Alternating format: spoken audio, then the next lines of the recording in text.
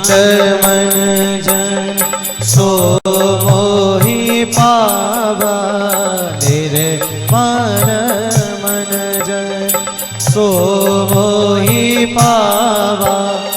मोहि कपट छल मोहि कपट छल छिद्र न पावा, निर्मल मन जन सो मोहि पावा, सो मोहि पावा।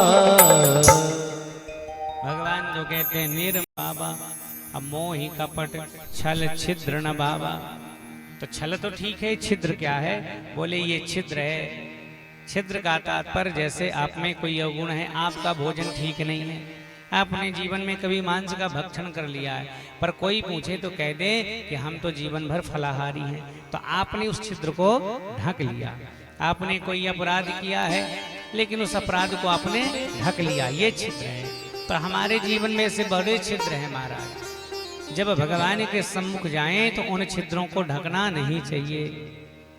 बांसुरी में छिद्र होते हैं कि नहीं होते? लेकिन यदि बांसुरी अपने छिद्र को छिपा लेती तो भगवान उनकी सेवा नहीं करते। उसने अपने छिद्रों को उघारा है, इसलिए तो भगवान की अधरामृत का पान करती है महाराज, इसलिए पान करती हैं। तो छिद्रों को छिपाना नहीं चाहिए, उसने समस्त छिद्रों को छिपा लिया। अब पहुंच गई महाराज। अरे मैया बधाई हो, तेरो यहाँ छोरा ने जन्म लिया है। यशोदा मैया का अर्थ कहते हैं यशा दताति इति यशोदा, जो दूसरों को यश दे। पूतना को कहा अरे बहना तुम्हारे ही चरणन ते आशीर्वाद ते मैंने बुढ़ापे में छोरा पायो है, और ऐसे ही आशीर्वाद दियो और खूब बनाए रखो। तो उस समय यशोदा मैया दुग्ध पिला रही थी। तो पूतना ने कहा कि अरे मैया तुम बुढ़ापे में तुमने तो बेटे को जन्म दिया, और तुम्हें दूध पिलाना आता नहीं है, लाओ मैं बता दूं कि कैसे दूध पिलाते हैं।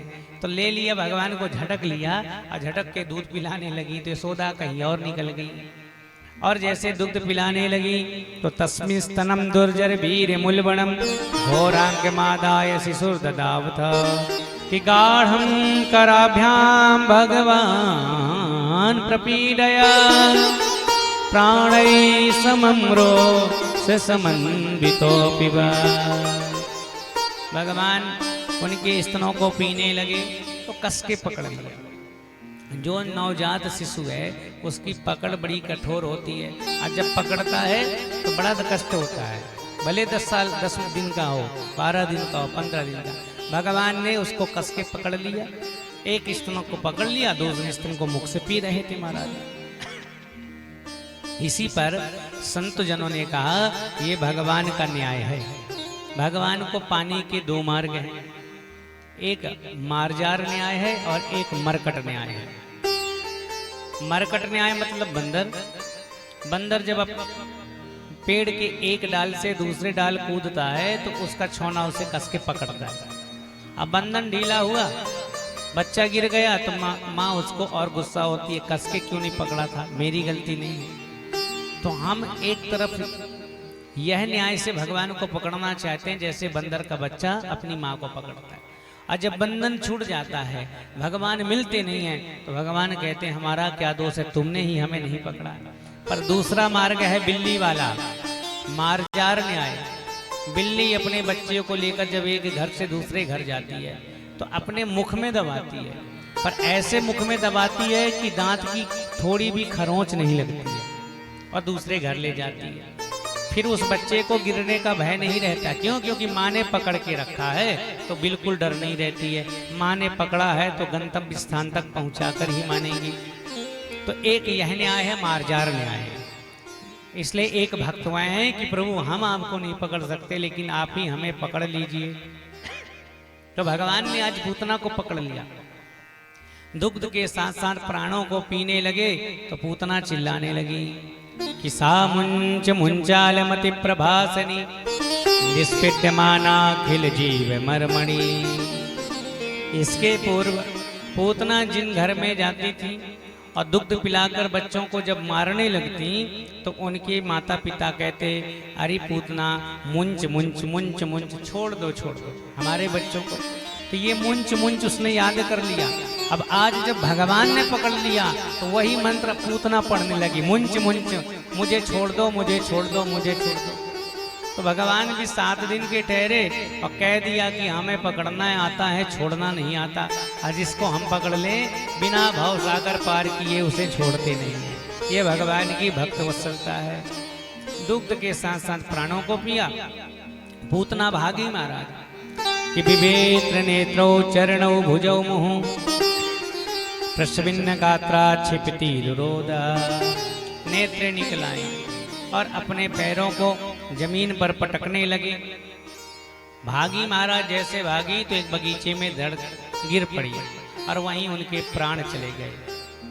ऐसा कहते हैं 3 गभ्युती लगभग 6 कोस का बगीचा था, वह पूतना के शरीर के भार से नष्ट हो गया। इतनी विशालकाय पूतना हो गई, अपने वास्तविक रूप में आ गई। अब पूतना के मरते ही ब्रज में हल्ला हो गया कि वह तो लाला को लेके भाग गई, लाला को लेके भाग गई। लोग दौड़े गए तो भगवान उनके स्तनों को पकड़कर लटक रहे थे। लोगों ने सीढ़ी के माध्यम से नीचे उतारा और यशोदा मैया ने सोचा कि इस राक्षसी ने मेरे पुत्र को छुआ है तो इसे झाड़ फूंक कर देना चाहिए। तो इसलिए उन्होंने झाड़ा दिया, यहाँ झाड़ फूंक किया। गौमूत्र से, गाय की पूंछ से और गौशाला में भगवान के 12 अंगों को झाड़ने लगते हैं कि गौमूत्रेण स्नापित्वा पुनर्गोरज सार्भकम रक्षाम चक्रोस सकृताम द्वादशंगे सुनाम भी। अब भगवान को भगवान के ही नाम से झाड़ने लगी। इंद्रयाणी हृषि केसा प्राणा नारायणो बतु श्वेतदीप पतिश्चित्तम मनो योगेश्वरो बतु। यशोदा मैया कहते हैं हमारे बालक की इंद्रियों की रक्षा स्वयं ऋषिकेश भगवान करें। ये हमारा बालक है और इसके प्राणों की रक्षा स्वयं नारायण भगवान करें, जो श्वेत दीप के अधिपति हैं। हमारे छोरा के चित्त की रक्षा करें और हमारे छोरा की मन की रक्षा योगेश्वर भगवान करें। जब हमारा बालक खेले तो गोविंद भगवान रक्षा करें और जब सो जाए तो माधव भगवान रक्षा करें। तो भगवान मन मन ही सोचते हैं हमारे नाम से हम ही को झाड़ रही हैं। तो भगवान के नाम से भगवान को गोमूत्र से, गोपूंछ से और 12 अंगों को झाड़ा और यह मान लिया कि ये पवित्र हो गए, ये हो गए झाड़ फूंक। अब पूतना पड़ी थी उस विशाल काय शरीर को लेकर, और विशाल काय जब शरीर को लेकर पड़ी तो 6 कोस में गिरी महाराज। 18 किलोमीटर के बगीचे नष्ट हो गए। कुल्हाड़ी लेकर और इकट्ठा किया गया और आग लगा दी गई। आग लगा दी गई तो कलेबरम परस भिक्षित्वा तत्ते ब्रजौ के साथ टुकड़े कर करके चिता लगाई गई और आग जब जलाई गई तो चर्म जब जलेगा, मांस जलेगा तो दुर्गंध आएगी, सुगंध थोड़ी आएगी। लेकिन पूतना को जब जलाया जाने लगा तो सारे शरीर से सुगंध निकलने लगी, मानो किसी ने अगर तगर का छिड़काव कर दिया हो, मानो किसी ने केसर का छिड़काव कर दिया हो। ऐसी सुंदर सुगंध आने लगी कि दैह्यमानस देहश्च धूमश्चा गुरु सौरभा। तो परीक्षित ने कहा कि प्रभु हमने तो सुना है कि मांस जले, चर्म जले तो दुर्गंध आती है। पूतना ने ऐसा कौन सा पुण्य किया था कि शरीर से सुगंध आने लगी। तब जाकर कहते हैं कि भगवान ने जिनके स्तनों का जल पी लिया, दूध पी लिया हो, भला उसके शरीर में दुर्गंध रह सकती है क्या? यही भगवान की कृपा है कि पूतना लोक बालघ्नि राक्षसी रुधिरासना जिघांस्यपि हरे स्तनं दत्त्वा प्रसद्गतिम्। पूतना के चरित्र पर प्रभाव प्रकाश डालेंगे तो जो पवित्र न हो, बच्चों को मारने वाली हो, राक्षस कुल में जिसने जन्म लिया है, और रुधिर है असन जिसका खून पीती है, मांस खाती है। जिघांस्यापि जहर मिलाकर बच्चों को मारते। तो कोई भी एक पुण्य, एक अच्छा गुण नहीं है, दुर्गुण ही दुर्गुण भरे हुए हैं। लेकिन भगवान ने न जाने कौन सा गुण देख लिया कि कृपा कर। यही तो कहते हैं भगवान जब स्तनों को पीने लगे, दुग्ध को पीने लगे, तो भगवान यही सोचते हैं कि मैंने देवकी की व्यवस्था कर दी, यशोदा मैया की व्यवस्था कर दी, और यह मुझे दूध पिलाने का काम कर रही है जो माँ ही कर रही है, इसे कौन सा लोक दे दूं? क्योंकि इसने भगवान को, जगत चराचर स्वामी को दुग्ध पिलाया है। जो जगत का स्वामी सारे जगत का पालन पोषण करता है, यह उसका पालन पोषण करने आई है, तो यह भी जननी है, और जननी की दुर्गति नहीं सदैव सदगति होती है। इसलिए भगवान ने इन अवगुणों को देखा नहीं है, केवल यह देख लिया कि इसने माता का कर्तव्य निभाया है दुग्ध पिलाने का। इसलिए गोसाई जी कहते हैं कि उमा राम स्वभाव जे जाना, ताही भजन तज भाव। जिसने राम जी के स्वभाव को जान लिया, उसके चित्त में कोई भगवान और उतरने वाले नहीं, उसको कोई और परमात्मा ठीक लगने वाले नहीं। क्यों? ऐसे भगवान का स्वभाव है कि अस स्वभाव कहूँ सुनहु न देखूं, के खगे से रघुपति समले। ये तो अच्छा है कि भगवान स्वभाव को देखकर, भगवान केवल गुण को देखकर हम पर कृपा कर देते हैं, और कहीं कर्मों का लेखा जोखा भगवान देखने लगे तो हमारी गति बनने वाली नहीं है। इसलिए भगवान कर्मों को चावल मत चढ़ाई मियां।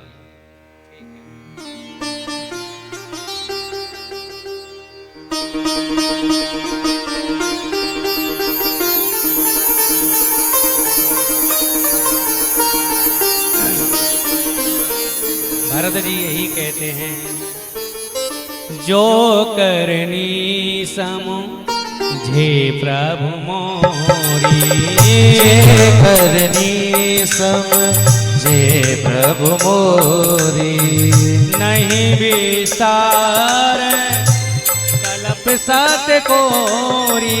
श्री राम जय राम जय जय राम, श्री राम जय राम जय जय राम। श्री भरत जी कहते हैं कि जो करनी समुझे प्रभु मोरी, नहीं विस्तार कल्प सत कोरी।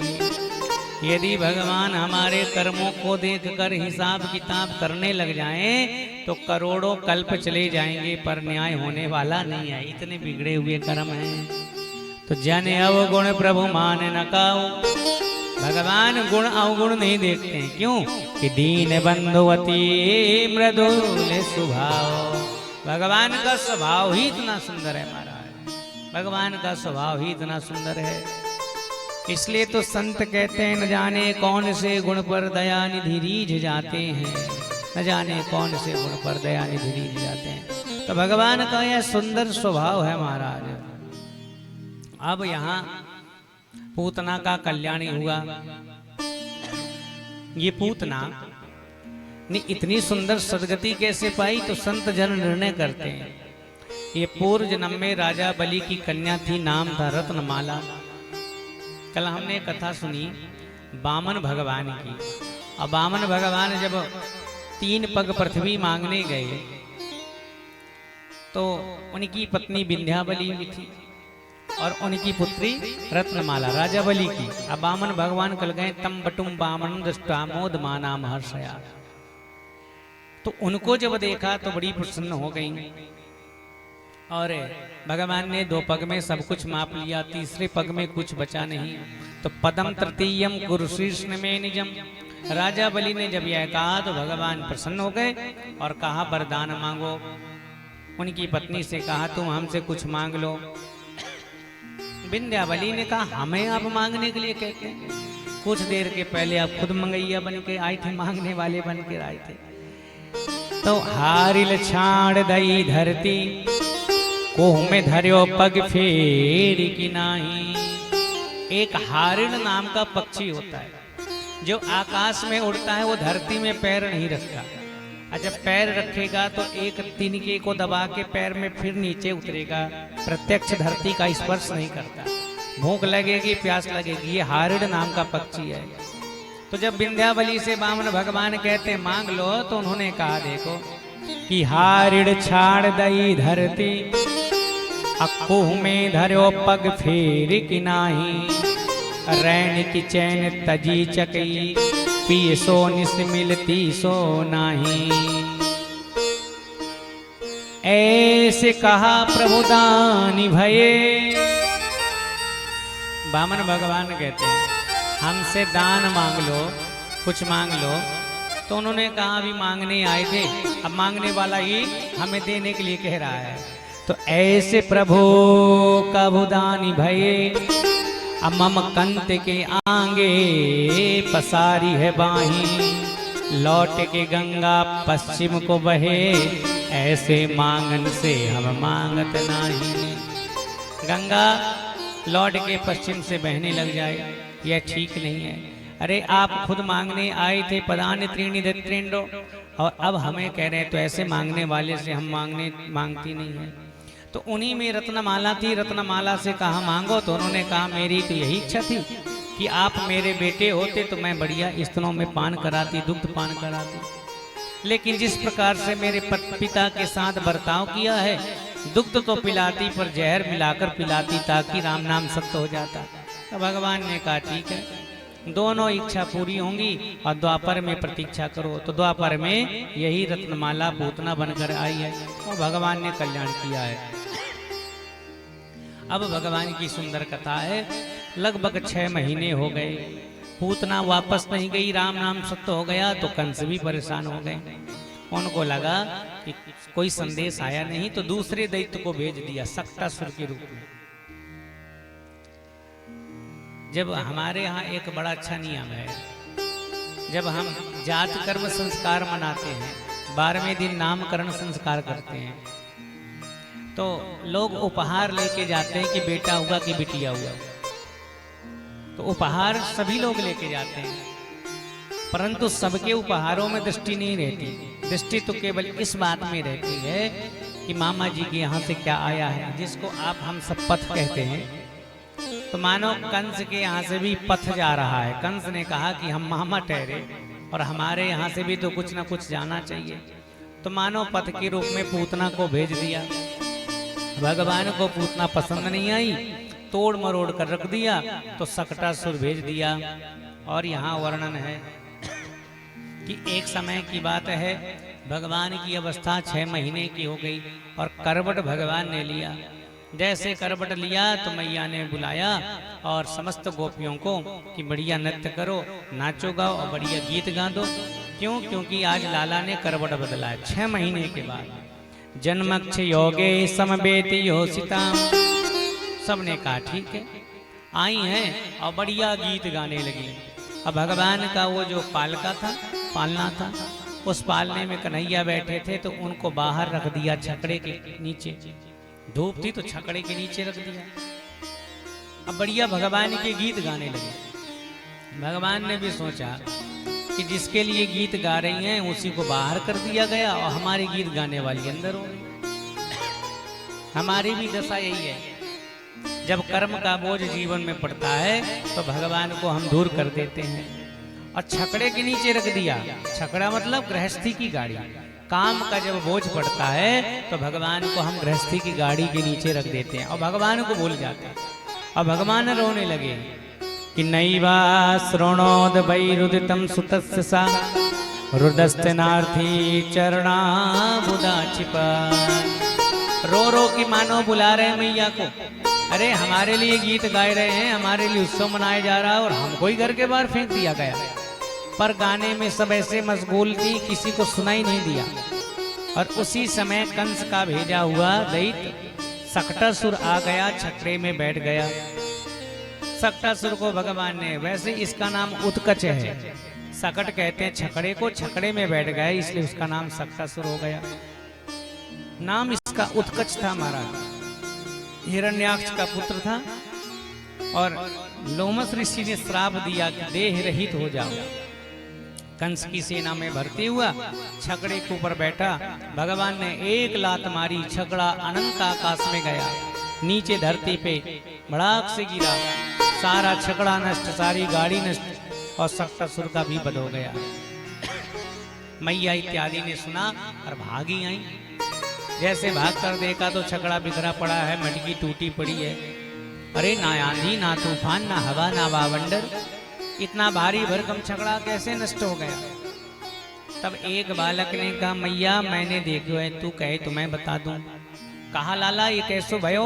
अरे तेरे छोरा ने एक लात मार के भारी भरकम छकड़ा को उलट दियो और सारे छकड़ा को पलटाए दियो। मैया ने कही लाला तो को लाज ना लगे, नेक सो छोरा 6 महीना को भयो और वह इतने भारी भरकम छकड़ा को कैसे पलट देवे गो? मैया को भरोसा नहीं हुआ और भगवान ने सक्टासुर का वध कर दिया। आगे चल के भगवान की जन्म के 11 महीने बीत गए और कंस ने फिर एक राक्षस दैत्य को भेजा, हवा के रूप में आया, जिसे तृणावर्त कहते हैं। कि एकदारो मारूढ़ं लालयन्तीं सुतं सती गरिमाणं शिशोर्वोढुं नासे गिरकूटवा। एक दारो मारूढ़, मैया अपने बालक को सुंदर दुग्ध का पान करा रही थी। एक दारो आरूढ़म लालयंतिम सुतंपति, बालक का जन्म हुआ तो उनका नाम लाला कर दिया। बिना नाम रखे लाला कहने लगे। पंडित जी अब नामकरण कब करेंगे कब नहीं पता नहीं, लाला कह दिया। और लाला का एक संत जन भावार्थ करते हैं, कहते लाला शुद्ध नहीं है, लाला का वैसे शुद्ध अर्थ है लारा। क्यों? भगवान की लार टपकती रहती थी और इसलिए उनका नाम लाला रख दिया। यशोदा मैया उनको हमेशा ऐसे लिए रहती, ऐसे छिपका के नहीं ले सकती थी, क्योंकि इतना लार टपकती थी कि सारी साड़ी ही गीली हो जाती थी। तो लार पहले बच्चों की टपका करती थी, अब नहीं टपकती। पहले क्यों टपकती थी? क्योंकि मैयाओं को ज्यादा खाने को मिलता नहीं था जब गर्भ को धारण करती थी। लगता ये मिल जाए वो मिल जाए ये मिल जाए, लेकिन सासू बड़ी खतरनाक होती थी, कुछ खाने को देती नहीं। और जब पूरी इच्छा पूरी होती नहीं तो बच्चा होता तो लार ही टपकता रहता बचपन से। अब ऐसी बात है नहीं, क्योंकि सब मैया के पर्स पहले से टंगा रहता है, सास के आगे हाथ फैलाना नहीं है। जब मन पड़ा चौराहे में खड़ी हो गई, फुल्की खा लिया, चाट खा लिया, मीठा खा लिया, समोसा खा लिया। अब बैग तो टंगा रहता है महाराज, कौन सास के सामने हाथ फैलाए? पहले तो फैलाना पड़ता था, कहना पड़ता था ये ले आओ, और न लाती तो लार टपकते रहती। देवकी जी कारागृह में है, जेल में है, और वहीं कृष्ण का जन्म हुआ तो कारागृह में तो भूंजा हुआ चना भी नहीं मिला, इसलिए भगवान का जन्म हुआ तो लार टपकती है, तो इसलिए नाम लाला रख दिया, लाला रख दिया। अब आजकल बच्चों की कहीं टपकती मिलती है क्या? नहीं मिलती, क्योंकि अब सास से कोई आशा ही नहीं करता। पर्स तो नित्य निरंतर टंगा ही रहता है महाराज, और जैसे साड़ी वैसी कलर का पर्स, एकदम मैचिंग। एक पंडित जी कथा कह रहे थे, और कथा कह रहे थे सास बहू में बड़ा प्रेम था। तो बहू से पूछा कि सास कैसी है? तो बहू ने कहा सास तो बढ़िया है, बस सांस नहीं लेने देती और बढ़िया है। फिर पंडित जी ने प्रवचन में कहा अच्छा बताओ, कथा सुन के बैकुंठ जाना है, कौन कौन बैकुंठ जाना चाहेगा? तो सबने हाथ खड़ा कर दिया, हम बैकुंठ जाना चाहेंगे। एक नई नवेली थी, बड़ी चमकदार साड़ी पहनी, पल्लू डाली थी, उसने दोनों हाथ ऊपर नहीं किए। तो पंडित जी ने कहा अरे बहू तुम नहीं जाना चाहती हो? तो खड़ी हुई संभल कर पल्लू को ऊपर किया और कहा मेरी सास ने तो दोनों हाथ उठाए हैं, ये बैकुंठ जाएंगी, जब ये चली जाएंगी तो मेरा घर ही बैकुंठ हो जाएगा, मुझे अलग से जाने की आवश्यकता नहीं है महाराज। तो वर्णन करते हैं एकदारोहमारूढ़ं लालयन्तीं सुतं सती गरिमाणं शिशोर्वोढुं से गिरकूटवा। भगवान दुग्ध को पीने लगे और जब तक कंस ने एक राक्षस भेज दिया जिसका नाम था तृणावर्त। तो भगवान को लगा कि ये हवा के रूप में था। भगवान ने कहा उड़न खटोला है, मामा जी ने उड़न खटोला भेजा तो चलो चढ़ के सवारी कर ले। लेकिन मैया जब उतारे तब ना, तो भगवान ने लीला किया और अपना सुंदर भार बढ़ा लिया। जब भार बढ़ गया तो मैया यशोदा को लगा दूध पीते पीते घंटों बीत गए, देखो कितना भारी हो गया। तो एक दारो मारूणम, ऐसे उन्होंने धरती में पटक दिया अपने बालक को, सह ना पाई और काम में लग गई। तो तृण बरताया, भगवान को उड़ाकर ले जाने लगा। भगवान बढ़िया बैठ गए और सारे ब्रज के दर्शन करने लगे उसी में बैठ के। ये चित्रा का घर है, ये राधा का घर है, ये विशाखा का घर है। क्योंकि भगवान जानते थे कल चोरी करना है तो सबके घर का पता भी देख रहे हैं, कहाँ प्रवेश करना है कहाँ निकलना है। बाहर जाने लगे ब्रज के तो भगवान ने तृणावर्त का वध किया। माया के द्वारा भगवान जाके त्यों आ गए। भगवान दुग्ध पान कर रहे थे और दुग्ध पान करते करते भगवान को जमुआई आई। और यहाँ पे वर्णन है कि तमंतरिक्षात् पतितं शिलायां विशीर्ण सर्वा वैभवं करालम। तृणावर्त का उस पत्थर पटक कर मारने के बाद शिला से पटक दिया और फिर भगवान दुग्ध पीने लगे। तो भगवान को थोड़ा सा जमुआई आई और बालक जब माँ के दूध पीता है, सुंदर दांत और उसमें दुग्ध का फेन लगा, दुग्ध थोड़ा थोड़ा लग जाता है। इसे संत जन कहते हैं, इसे अर्भक कहते हैं और इसकी सुगंध समस्त पापों को समाप्त करने वाली होती है। जब मुख खिलखिलाकर हंसे तो भगवान के मुख में अनेक तीर्थ दिखने लगे। आकाश, अंतरिक्ष, ज्योतिर्मंडल, दिशाएं, सूर्य, चंद्रमा, अग्नि, वायु, द्वीप, पर्वत, नदियां, पहाड़, सब कुछ मुख में भगवान के दिखने लगा। मानो भगवान यशोदा मैया को कहते हैं कि तुम्हारा दुग्ध अकेले कृष्ण नहीं पी रहा बल्कि सारा जगत पीकर तृप्त हो रहा है। ये है यशोदा मैया। यशोदा मैया को इतना पुण्य कैसे मिला कि भगवान कृष्ण उनके दुग्ध का पान करें। तो कहते हैं ये पूर्व जन्म में धारा नाम की एक कन्या थी और इनके पति का नाम था वसु, द्रोण नाम के वसु।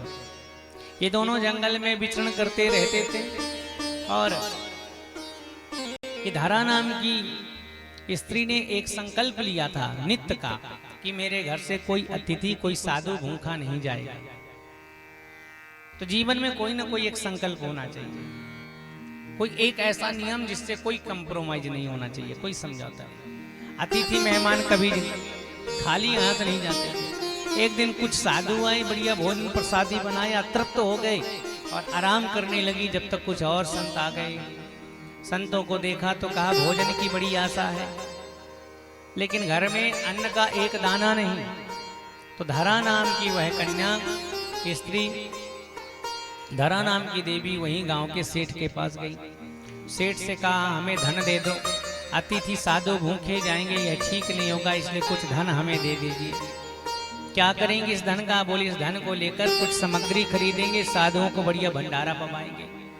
तो इस धन के बदले मैं तुम्हें धन तो दे दूं पर तुम गिरवी में क्या रखोगी?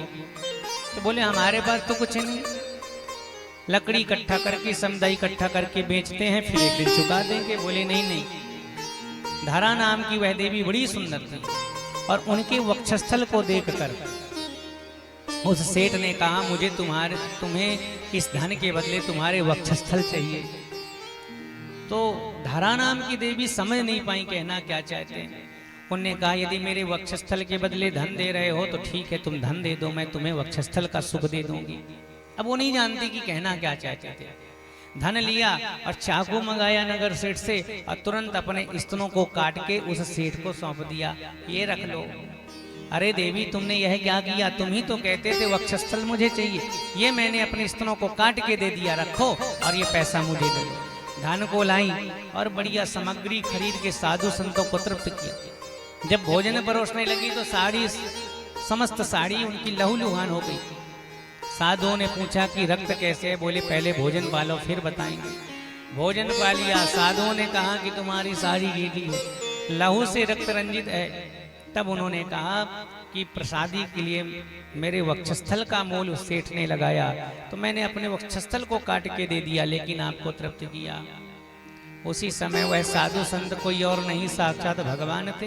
प्रसन्न हो गए और उन्होंने कहा कि हे धरा देवी, यह हम तुम्हें वरदान देते हैं कि स्वयं पुत्र बन के तुम्हारे स्तनों का पान करेंगे। तो यही धरा देवी सुमुख नाम के गोप हैं, उनकी कन्या बन के यशोदा आई हैं और भगवान को सुख दे रही हैं।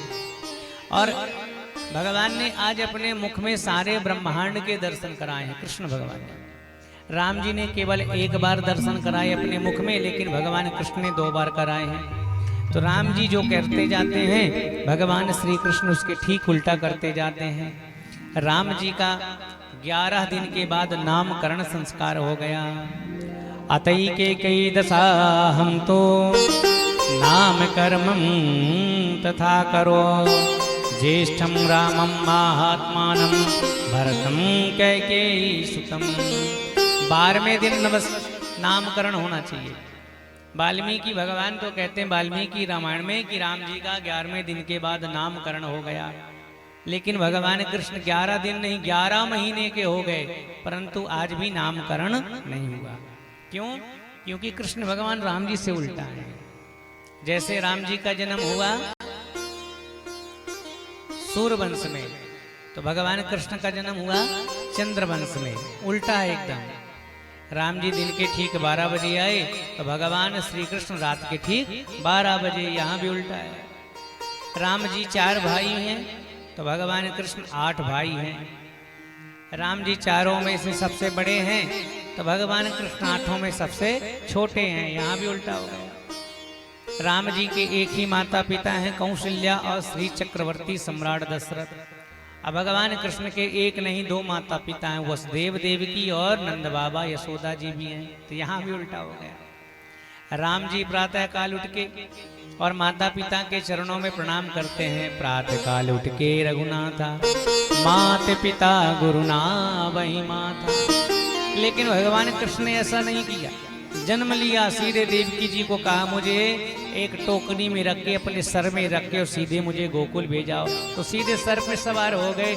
चरणों वरणों की तो बातें दूसरी है महाराज। इतना ही नहीं, राम जी का एक ब्याह हुआ तो भगवान कृष्ण के हजारों ब्याह हुए, यहाँ भी उल्टा है।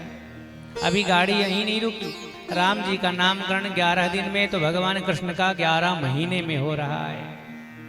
अभी और राम जी जब जानकी जी का हरण हो जाता है, तो जंगल में घूमते हैं। हे खगमृग हे मधुकर श्रेणी, तुम देखी सीता मृग नैनी। पूछते हैं लता से पता से कहाँ है वह जानकी। लेकिन जब द्वापर में आते हैं तो कृष्ण भगवान अंतर ध्यान हो जाते हैं और गोपियां ढूंढती हैं। जयति तेदिकम जन्मना प्रजा, आपने उस मधुसूदन को देखा है, उस कृष्ण को देखा है। हे तुलसी कचित तुलसी कल्याणी गोविंद चरण प्रिय, वो पूछती है। इतना ही नहीं, राम जी की धर्म पत्नी सीता का हरण रावण ने किया, तो यही रावण जब द्वापर में शिशुपाल बनकर आए और इनका पाणी ग्रहण संस्कार रुक्मणी के साथ होने वाला था, तो कृष्ण भगवान रुक्मणी को हरण कर लिए। बोले लो भैया हिसाब बराबर हो गया। इतना ही नहीं, राम जी पृथ्वी में रहते हैं, अवध पृथ्वी में है, और राम जी के जो शत्रु हैं समुद्र के बीच में लंका में रहते हैं। लेकिन भगवान कृष्ण समुद्र के बीच में द्वारिका में रहते हैं और उनके जितने शत्रु हैं पृथ्वी में रहते हैं। तो यहाँ भी उल्टा ही है महाराज। तो ऐसे ही भगवान कृष्ण के 11 महीने हो गए, लेकिन नामकरण नहीं हुआ। तो वसुदेव जी ने आज अपने गुरुदेव भगवान को भेजा है, जिनका नाम गर्गाचार्य जी है। आप जाके नामकरण करिए। तो गर्गाचार्य भगवान आए हैं, गुरुदेव भगवान आए हैं। नंद बाबा ने चरणों में निवेदन किया और बैठकर कहते हैं कि हमारे बेटे का भी नामकरण करो। गर्गाचार्य जी ने कहा नामकरण तो हम नहीं कर पाएंगे। क्यों? ये दो नाम आचार्या ख्यातश्च भुवि सर्वथा, सुतं मया संस्कृतं ते मन्यते देवकी सुतं। हम तो वसुदेव जी के गुरु ठहरे, और तुम्हारे बेटे का नाम धरेंगे तो कंस को लगेगा कि ये कहीं वसुदेव जी का बेटा तो नहीं है। तुमने बधाई गीत गाए, तुमने जन्मोत्सव मनाया, करवट बदलने का उत्सव मनाया, तो वहां कंस ने राक्षसों को भेज दिया। अरे नामकरण भी बड़े उत्सव से करेंगे, कोई ना कोई दैत्य आएगा, इसलिए हम नामकरण नहीं करेंगे। तब बार बार निवेदन करते हैं, आप जैसा चाहें, अलक्षितोस्मिन् रहसि माम कैरपि गोब्रजे पुरोदुजाति संस्काराम स्वस्ति वाचन पूर्वकम। आप गुपचुप तरीके से हमारे बेटे का नामकरण कर दीजिए। तो अनेक गैयाएं थी, लाखों गैयाएं थी, उनके बीच में नंद जी गए और अपनी पत्नी यशोदा को और अपने घर के सामने रहने वाली वसुदेव जी की पत्नी रोहिणी को लाया, क्योंकि उनके भी बेटे बलराम जी आज तक नामकरण नहीं हुआ है। दोनों आ गई। पुरुष तो किसी पर भरोसा कर भी ले, लेकिन मैया सब पर भरोसा नहीं करती। अरे बुढ़ापे में हमने बेटा पाया है और ना जाने ऐरे गहरे किस नत्थु खैरे को उठा के ले आए हैं जो हमारे बेटे का नाम धरेगा। पहले जान तो लें कि कैसा है, कहीं खटिया पलटन तो नहीं है, कुछ जानता है कि नहीं है। तो यशोदा जी ने अपना बेटा रोहिणी को दे दिया और रोहिणी जी का बेटा अपनी गोद में ले लिया। यदि असली ब्राह्मण देवता होंगे तो जान जाएंगे। तो गर्गाचार्य जी तो जानते थे, नामकरण करने लगे। यशोदा की गोद में बलराम जी को देखा, समझ गए कि अयम ही रोहिणी पुत्र रम्यं सुहृदो गणैः आख्यास्ते रामैति बलाधिक्याद बलम विदो। अरे मैया, जिसको गोद में तुमने रखा है वह तुम्हारा बेटा नहीं, बल्कि यह तो रोहिणी का बेटा है और यह सारे गुणों में बढ़िया होगा, सबके मन को रमण करेगा, इसलिए इनका नाम राम होगा। तो राम हो गया। 3 राम हो गए हैं, एक परशुराम, एक दशरथ नंदन राम और ये राम। तीनों का ही नाम राम राम हुआ। लेकिन कहा कि आगे चल के लोग कहेंगे कौन सा राम। तो परशुराम जी ने भगवान शिव की तपस्या की, राम नाम था। शिव जी ने कहा वरदान मांगो। तो परशुराम ने कहा ये मुझे परसा ही अपना दे दो। तो भगवान शिव ने कहा एक ही परसा है, वो भी ले लोगे? हमें जितने चेले मिले हैं देने वाले नहीं मिले, लेने वाले मिले हैं। तो आधा परसा काट के दे दिया। तो भगवान शिव का नाम खंड परशु हो गया और उनका नाम परशुराम हो गया। परसा को रखने लगे। एक राम ये हो गए और एक दशरथ नंदन राम हुआ लगे। ये राम भी राम है, लेकिन कहा बलाधिक्याद बलम विदो, इनमें बल अधिक होगा, इसलिए राम के साथ बल जोड़ दिया जाए तो बलराम होगा। बोली बलराम भगवान की जय। फिर भगवान श्री कृष्ण का नामकरण करते हैं। कहते हैं देखो कि आसं वर्णाश्रयो यस्य गृह्णतो नुयुगं तनु शुक्लो रक्तस्तथा पीतो इदानीं कृष्णतां गता। तुम्हारा यह बालक तो हर युग में अपने रंग को बदलता है। पहले यह शुक्ल वर्ण का था और फिर रक्त वर्ण का हुआ, फिर पीत वर्ण का हुआ और इस समय कृष्ण वर्ण का है, इसलिए इनका नाम कृष्ण होगा। तो बोली कृष्ण भगवान की जय। प्रागयं वसुदेवस्य क्वचिज्जातस्तवात्मजा वासुदेव इति श्रीमान् अभिज्ञा संप्रचक्षते। अरे मैया, तुम्हारा यह बेटा किसी काल में वसुदेव जी का बेटा था, इसलिए इनका नाम वासुदेव भी है। तो मैया ने कहा मुझे किसी और जन्म की नहीं, इसी जन्म की कहिए। तो बोले इसी जन्म का नाम है कृष्ण है, लेकिन इनके नाम बहुत होंगे, परंतु एक बड़ी समस्या है, इनको नजर हमेशा लगती रहेगी, इसलिए 3 गुण से इन्हें बचाना है। कौन 3 गुण से? बोले पहला गुण है इनका कि इनकी श्रेया, इनका नाम ज्यादा नहीं होना चाहिए, इनका नाम ज्यादा नहीं होना चाहिए। दूसरा कीर्ति इनकी। पहला गुण कि बड़े सुंदर हैं और अत्यधिक सुंदरता का प्रचार प्रसार होगा तो नजर लगेगी, इसलिए इनका जो ये सौंदर्यवान है इसका ज्यादा प्रचार प्रसार नहीं होना चाहिए। तो गोपियों ने कहा, मैयाओं ने कहा ठीक है, हम तो ऐसा इसे बदनाम कर देंगे कि लोग इसे की तरफ देखेंगे नहीं, इसलिए कनुआ नाम रख दिया, कलुआ नाम रख दिया, काना रख दिया, और इतना इतना नाम खराब कर दिया कि फिर नाम खराब ही हो गया महाराज, माखन चोर, चीर चोर। तो बोले, और दूसरा बोले इनका यश कीर्ति ज़्यादा नहीं होनी चाहिए, तीसरा इनका प्रभाव नहीं बढ़ना चाहिए। हमने तो गोपियों ने कहा हम तीनों ही नहीं बढ़ने देंगे, इनको ऐसा बदनाम कर देंगे कि ना ये सुंदर है, काले कलूटे कनुआ है, ना कोई नाम है, गैया चराते माखन चुराते हैं। तो बोले तब ठीक है, कोई नजर नहीं लगी। अब गोपियों ने इतनी नजर लगा दी कि भगवान को काला काला कनुआ कनुआ कह के कि सबने सुना होगा कि भगवान को कोई बिटिया नहीं दिया, इसलिए भगवान जब भी मैया से रूठते हैं तो कहते हैं मैया मेरा ब्याह करा दे। क्यों? क्योंकि गोपियों ने सब जगह हल्ला कर दिया, काले हैं, कनुआ हैं, 3 जगह से टेढ़े हैं महाराज, ये हल्ला कर दिया। और फिर भगवान का नाम इतना खराब कर दिया कि किसी ने भी इज्जत के साथ अपनी बेटी का ब्याह नहीं किया। ये तो बाई मिस्टेक हो गया या बाई चांस हो गया या एक्सीडेंटली ब्याह हो गया इनका, लेकिन कहीं ऐसा नहीं हुआ कि आया हो, टीका हुआ हो, तिलक हुआ हो, मेहंदी का रस्म हुआ हो, बड़ा और बारात गई हो, मंडप के नीचे फेरे हो, ऐसा भगवान का ब्याह हुआ नहीं है। या तो बाई चांस हो गया या एक्सीडेंटली हो गया। गए थे घूमने और जमुना जी को बैठाए ले आए, बोले ब्याह हो गया महाराज। गए थे श्यामंतक मणि को लेने और तुरंत आ गए महाराज। तो उन्होंने कहा नाम बताइए, तो बाहूनि संति नामानि रूपाणि च सुतस्ते गुणकर्मानुरूपाणि तान्यं वेदनो जना। ये जैसे जैसे गुण क्रिया लीला करेंगे इनका नाम होते जाएगा, इनके नाम होते जाएगा। इनके नाम को कहाँ तक गाए महाराज कि कहाँ ये कहाँ लगे, नाम बड़ा राम न सकाही, नाम गुण गाए। नामकरण मैया ने कहा कृष्ण बलराम बड़ा क्लिष्ट नाम है, मोते तो लेते ना बने। तो मैया से ने कहा मैंने तो इनको नाम धर लियो है। कहा नाम? बोले कालो सो कनुआ है, जिनको नाम आपने कृष्ण रखा, इनको नाम मैंने कनुआ रख दियो। अब बलदाऊ जी का नाम बलुआ रख दिया, तो कनुआ और बलुआ हो गए महाराज।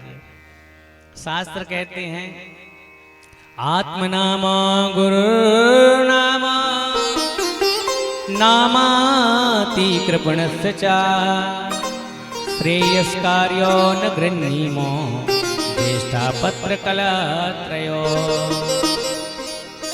मांगलिक कार्य में शुभ बेला में कभी भी अपने बड़े बेटे का नाम नहीं लेना चाहिए, इसलिए मैया ने उस धर्म को भी निभाया।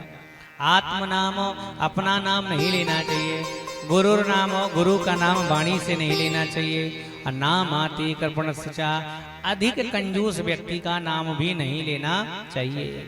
श्रेयस कार्यो श्रेय और मंगल कार्य में नागर नीमो इनका नाम नहीं लेना चाहिए। किनका?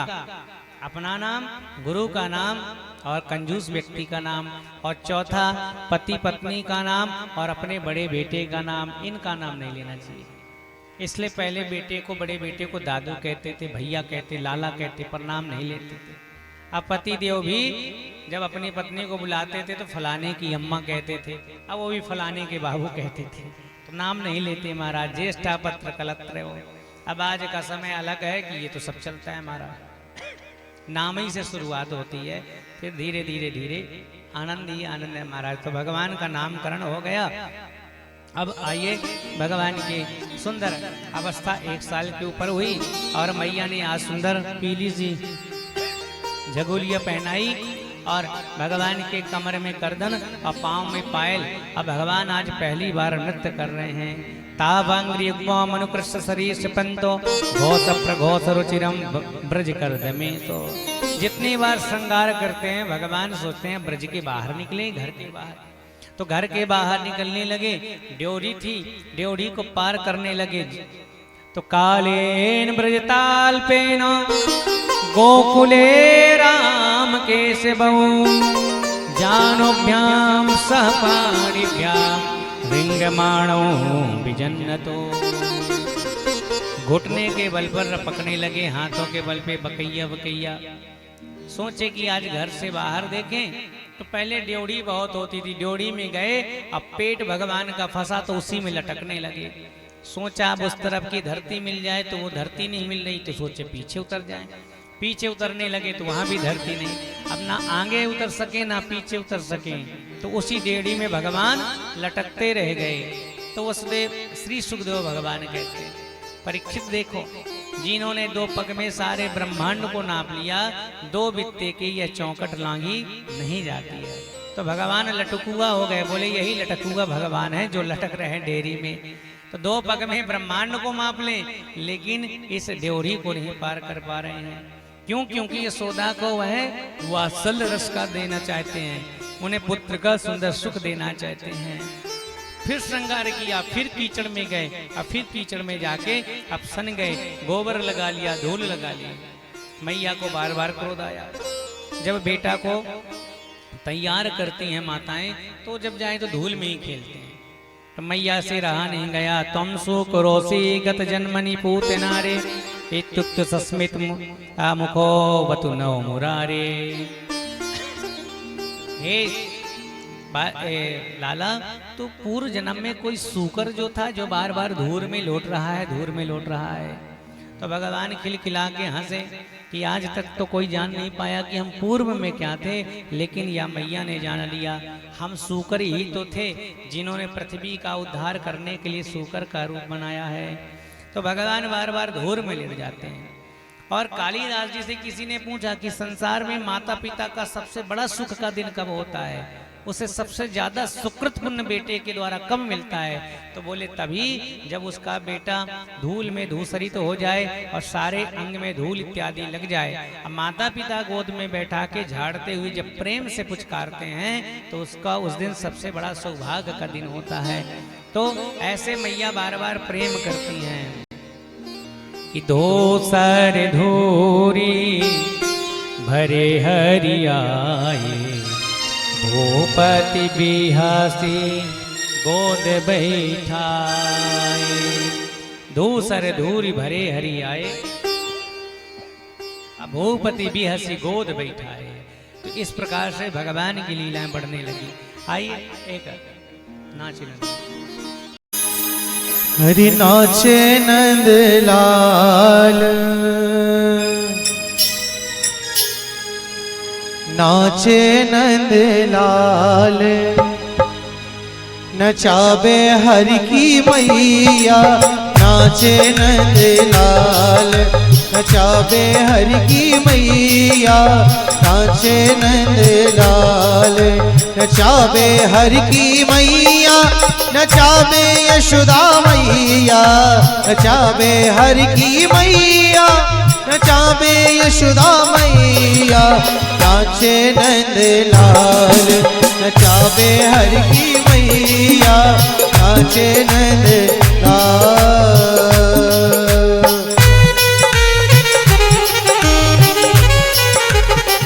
दादी लाल की जय हो।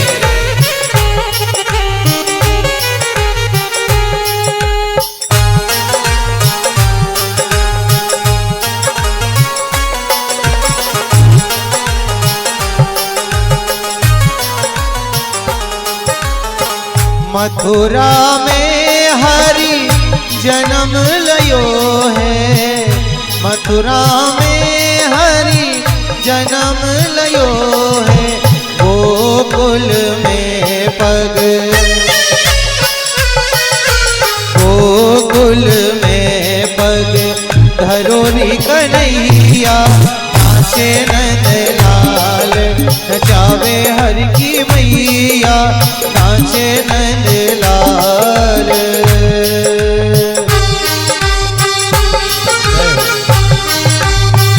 हरि बोल।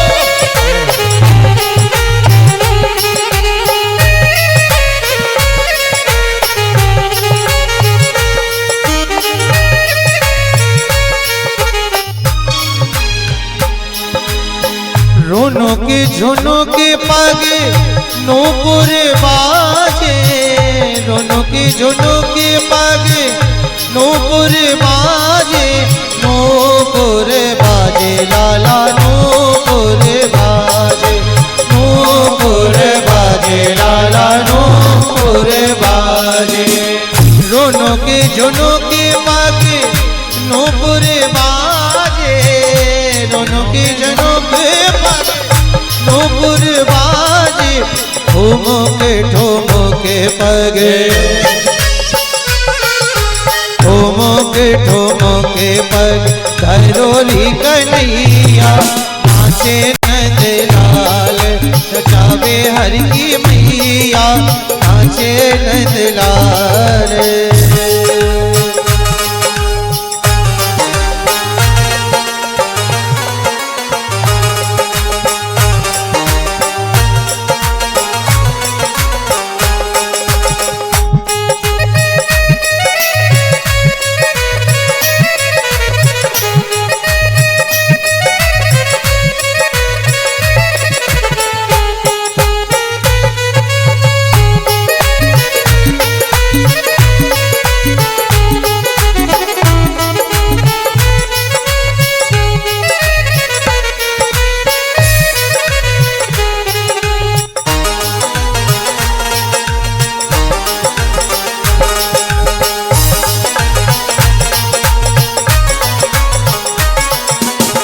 धोती न पहने लाला पाला न डाले, धोती न पहने लाला साला न डाले, धोती न पहने लाला साल न डाले, धोती न पहने लाला साल न पहने, धोती न पहने लाला साल न डाले, पीतांबर को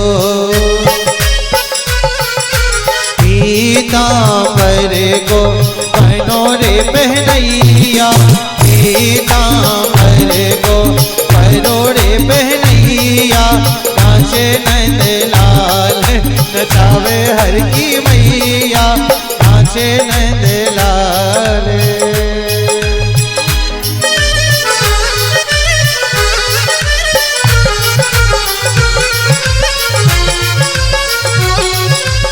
बोलो नंद के लाला की।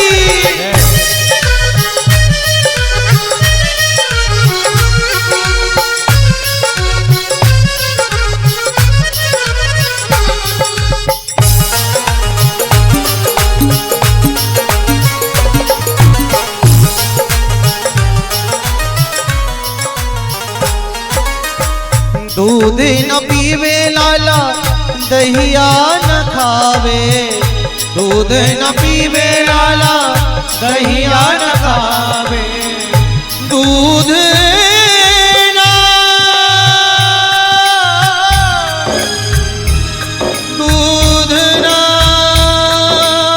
पीवे लाला, दूध न पीवे लाला दहिया न खावे, दूध न पीवे लाला दहिया न खावे, माखन मिश्री को, माखन मिश्री को पढ़ो रे खबैया, माखन मिश्री को पढ़ो रे खबैया, नाचे नंदलाल नचावे हर की मैया, नचावे हर की मैया, नचावे यशोदा मैया, नचावे हर की मैया, नचावे यशोदा मैया। सभी लोग दोनों हाथ ऊपर करके बोले क्या हो, नाचे नंदलाल नचावे हर की मैया, नाचे नंदलाल नचावे हर की मैया, नचावे हर की मैया, नचावे यशोदा मैया, नचावे हर की मैया, नचावे यशोदा मैया, नाचे नंदलाल नचावे हर की मैया।